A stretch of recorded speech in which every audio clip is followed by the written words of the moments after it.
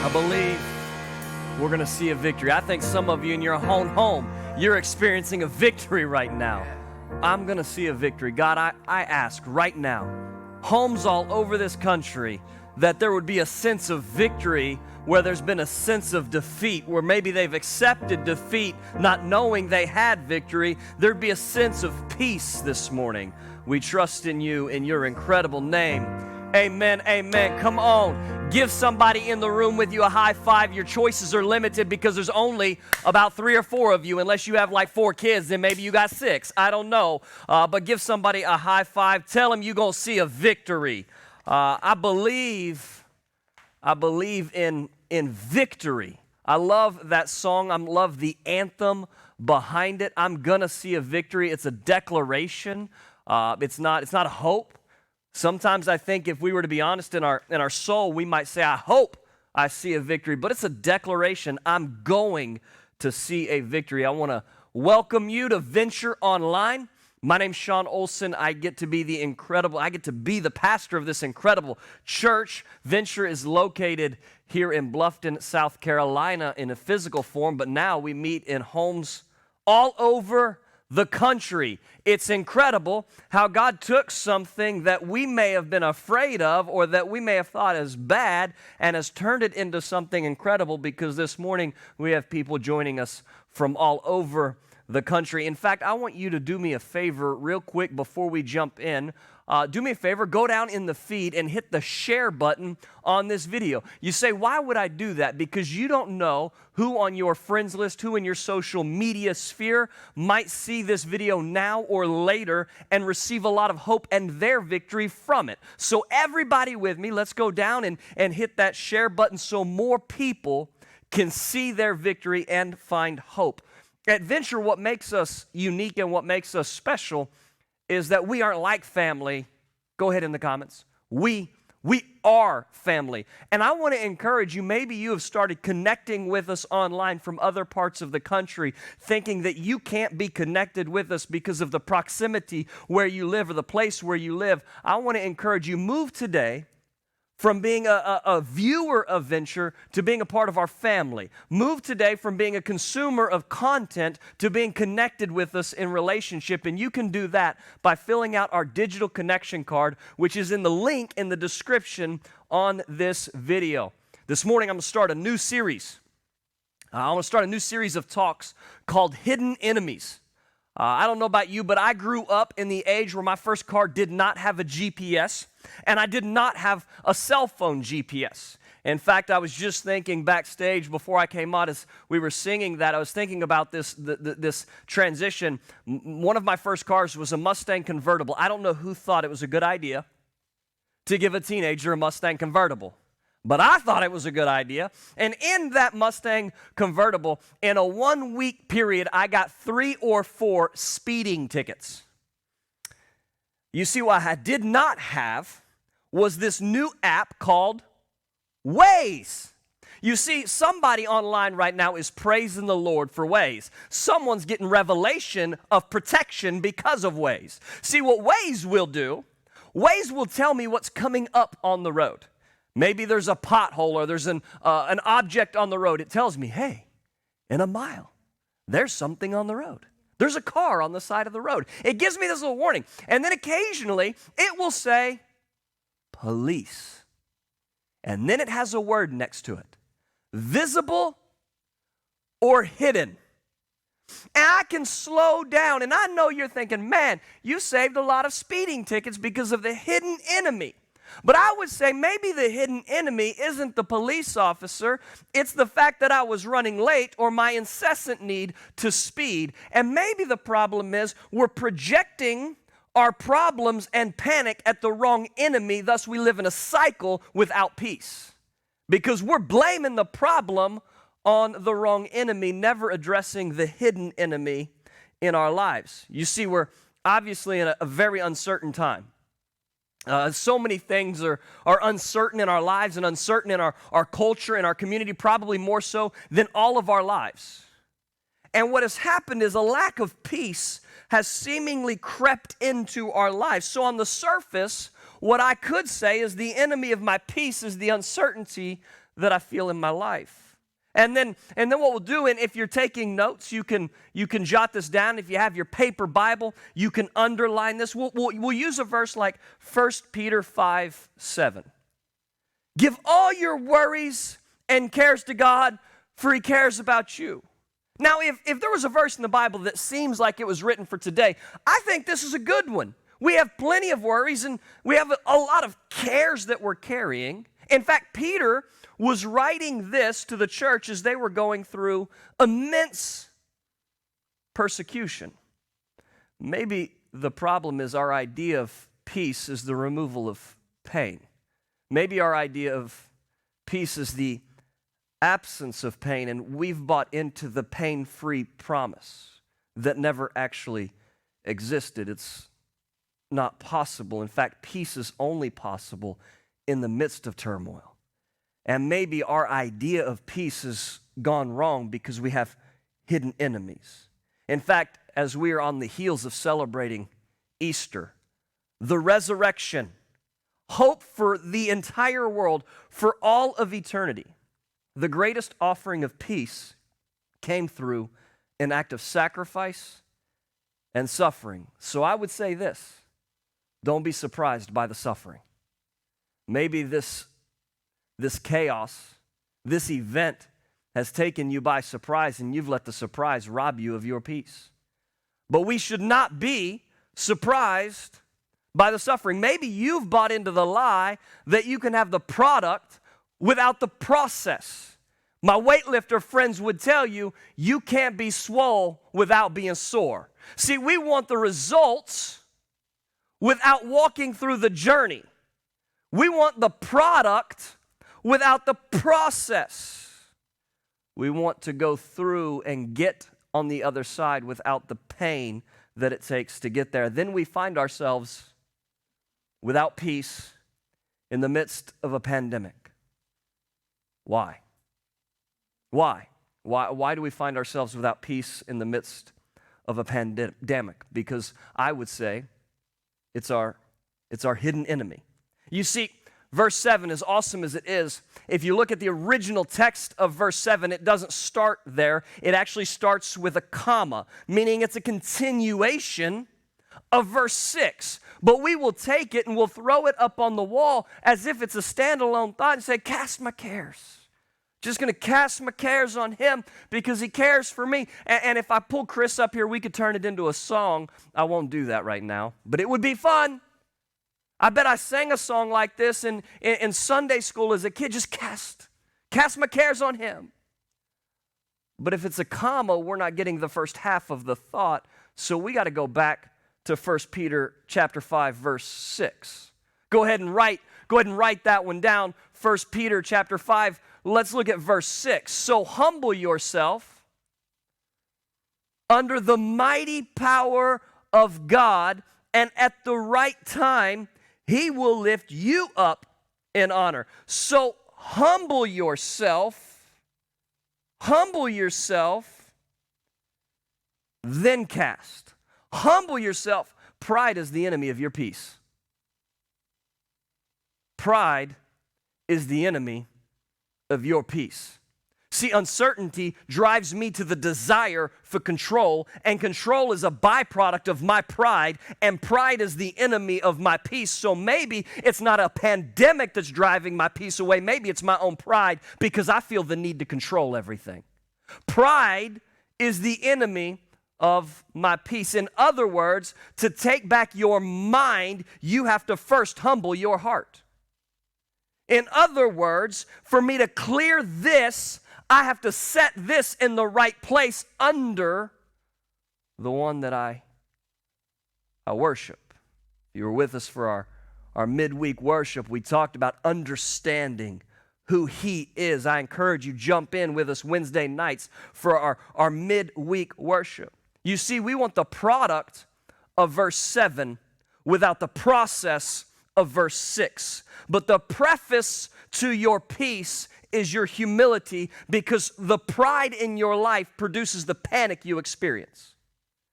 So I want to ask you, let's just be honest.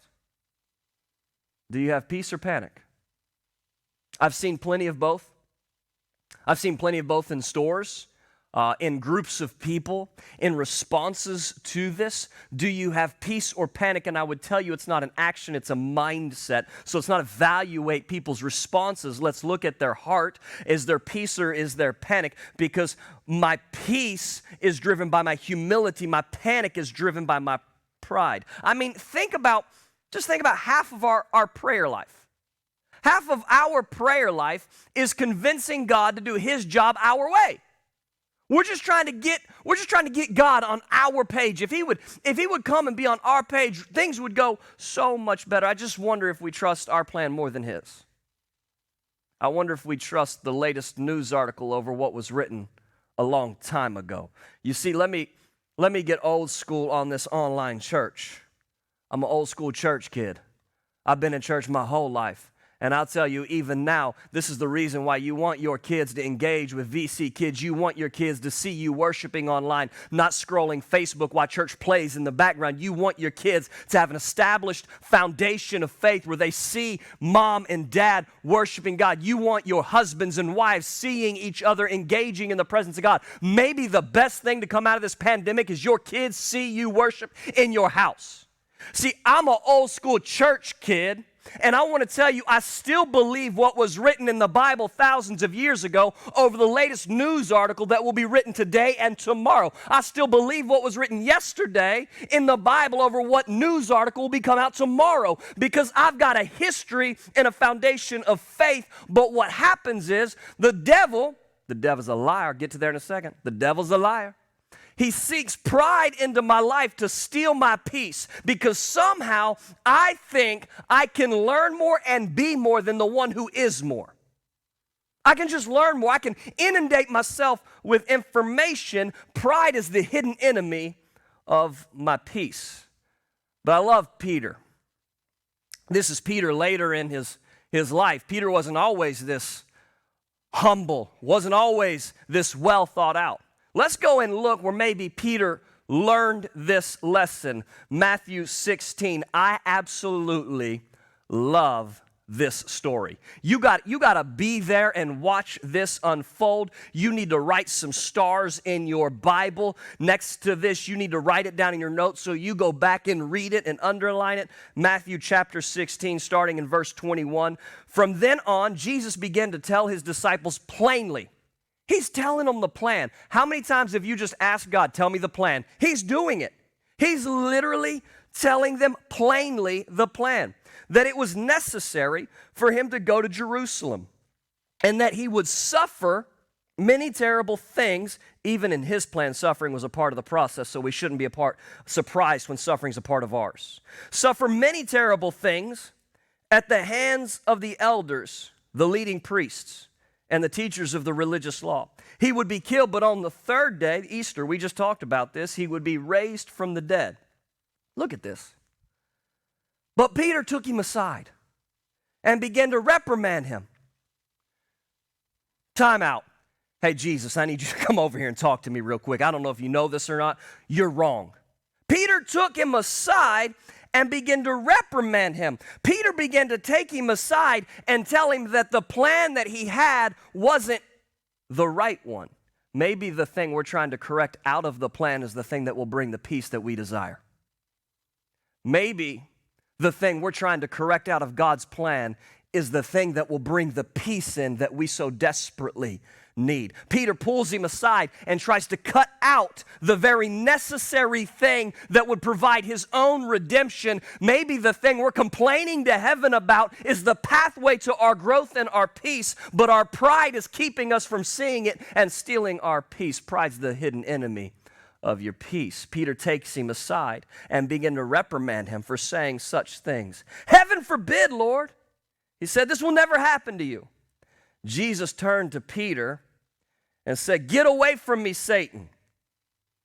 Get away from me, Satan. You're a dangerous trap to me. You're not seeing things merely from a human point of view, not from God's.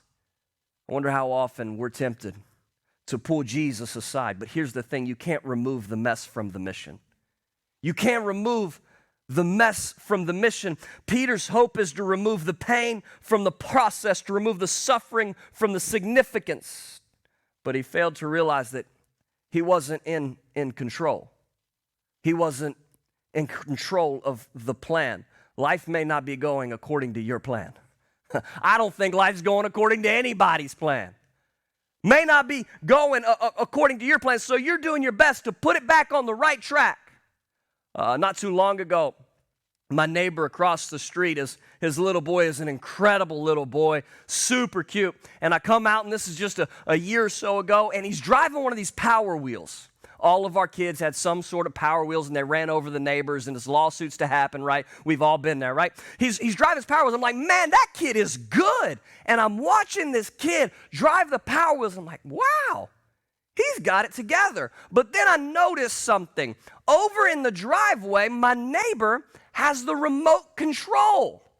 The kid wasn't actually driving. He was having the time of his life thinking he was in control. Meanwhile, Daddy was actually controlling. The kid had the steering wheel in his hands, but Daddy was actually steering, maybe because God puts it in our hands. He never meant for it to be in our control.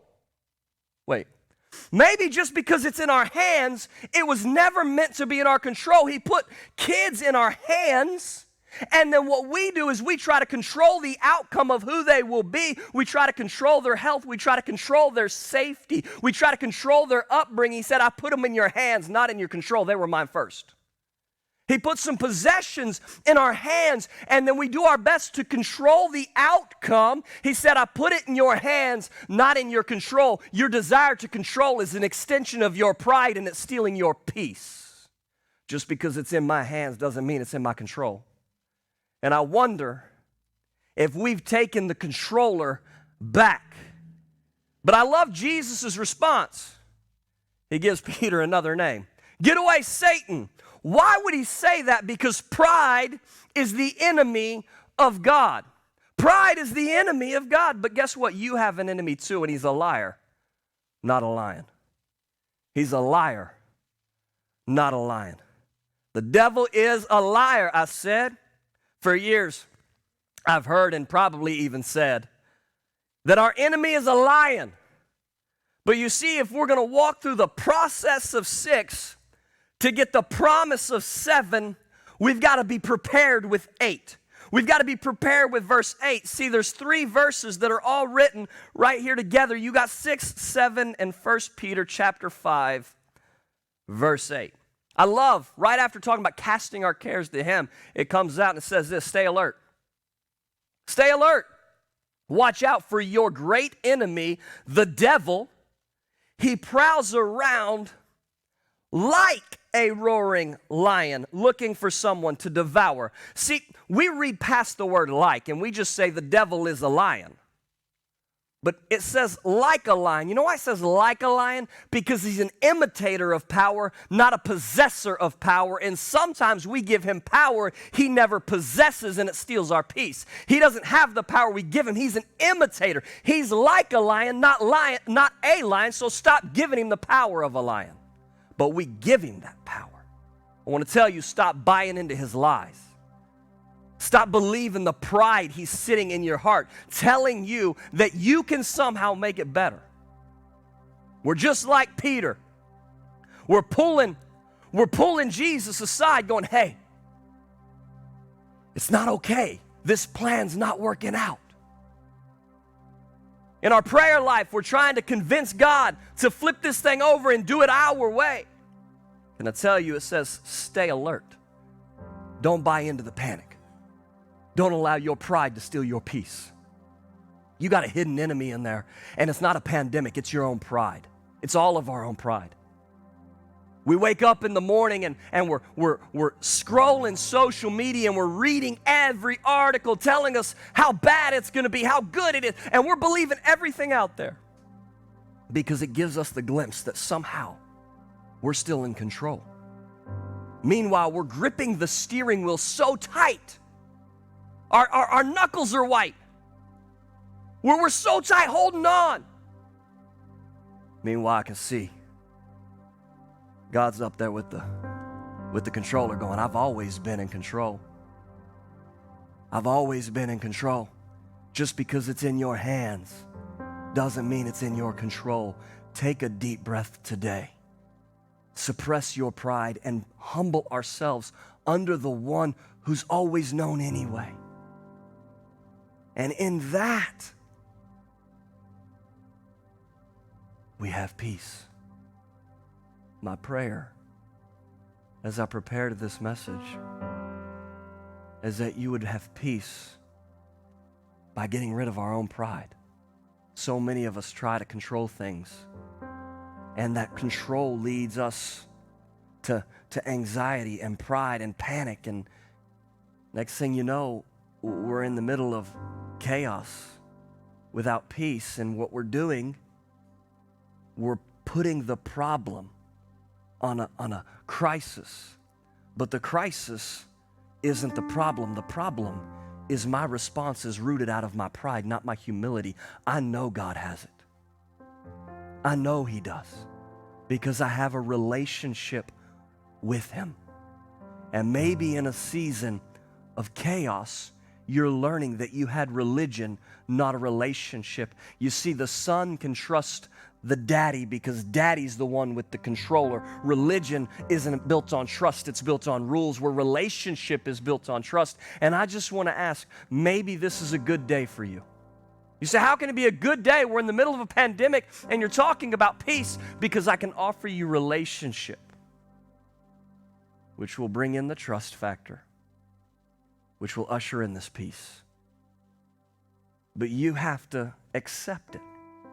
So this morning, as you engage online, in the comfort of your own home, in the quiet of your own car, maybe you're watching this on playback, maybe years later you're watching this on playback, but you're listening. Right now, I want to pray with you, authentically. I want to pray with you that you would have a relationship with the one who holds the controller, and you'd be able to trust Him and have real peace.